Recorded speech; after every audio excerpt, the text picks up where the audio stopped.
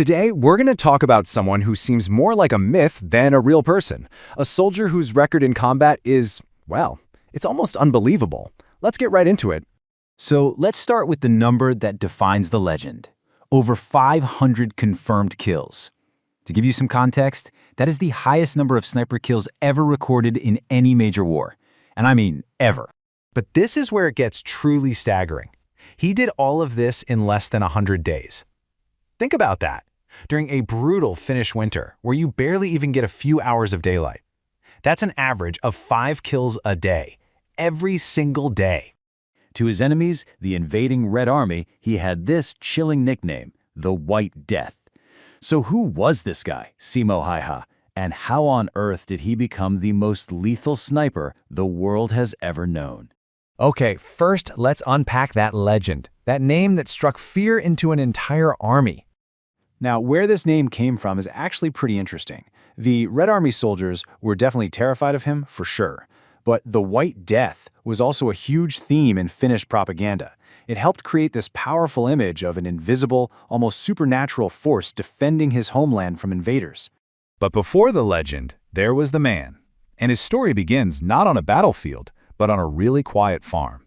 Simo Häyhä was, at his core, a farmer's son. He grew up hunting in the forests, skiing across this frozen landscape. It was just his backyard. His house was apparently filled with marksmanship trophies from all sorts of local competitions. But people who knew him said he was incredibly quiet and modest. He was the guy who'd stand in the back for pictures. All these skills, patience, a deep understanding of the land, a rock-steady hand, they were all forged years and years before the war even started. And get this, he didn't even start formal sniper training until 1938. That's just 1 year before the war broke out. It really just shows you how much of his skill was pure, raw talent, something he developed just by living his life.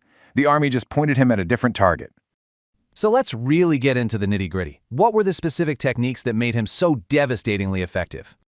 I mean, really, what was his secret? How did one guy, usually all by himself in temperatures of -40°C, achieve something like this? Well, it starts with a choice that seems completely backwards today. Häyhä almost never used a telescopic scope. He preferred his rifle's standard iron sights. Now, this gave him some huge advantages. In that extreme cold, scopes could fog up or just freeze solid. The lens could also catch a glint of sunlight, a dead giveaway of your position.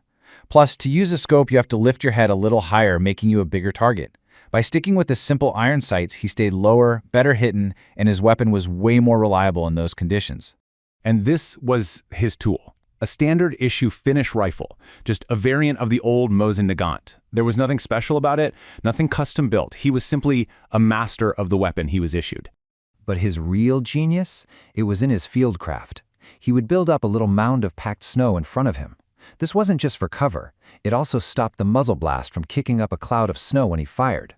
Of course, he dressed in all white. But it's this last detail that's just next level. He would keep snow in his mouth. Why?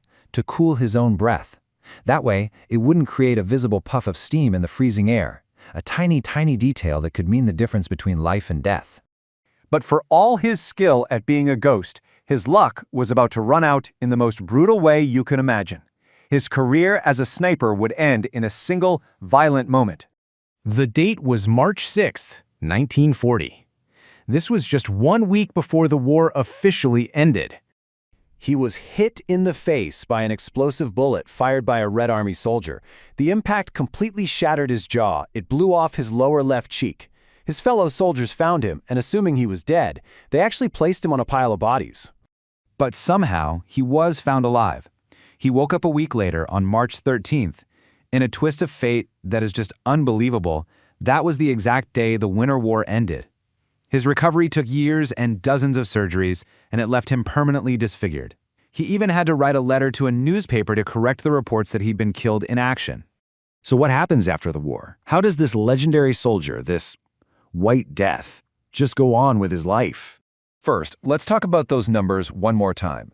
The exact kill count? It really depends on who you ask. His commander officially logged 219. A military chaplain's diary had it at 259.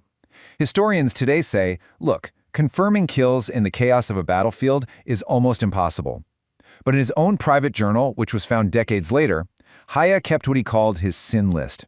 and his own estimate was around 500. After the war, the White Death essentially vanished. He put down his military rifle and just went back to a quiet life. He became a successful moose hunter, a well-respected dog breeder. These two pictures really tell the whole story. You have the intense young soldier, and then the older, peaceful man who found his solitude right back where he started, in nature. Late in his life, in a 1998 interview, someone asked him the question everyone wanted to know. How did you become such an incredible shot? His answer was famously short and perfectly modest. Just one word: practice.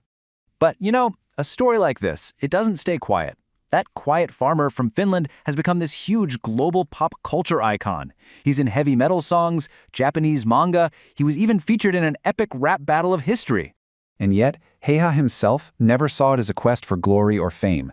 His own words really put it best. He didn't see his actions as some amazing personal achievement. For him, it was a simple, profound duty to his country.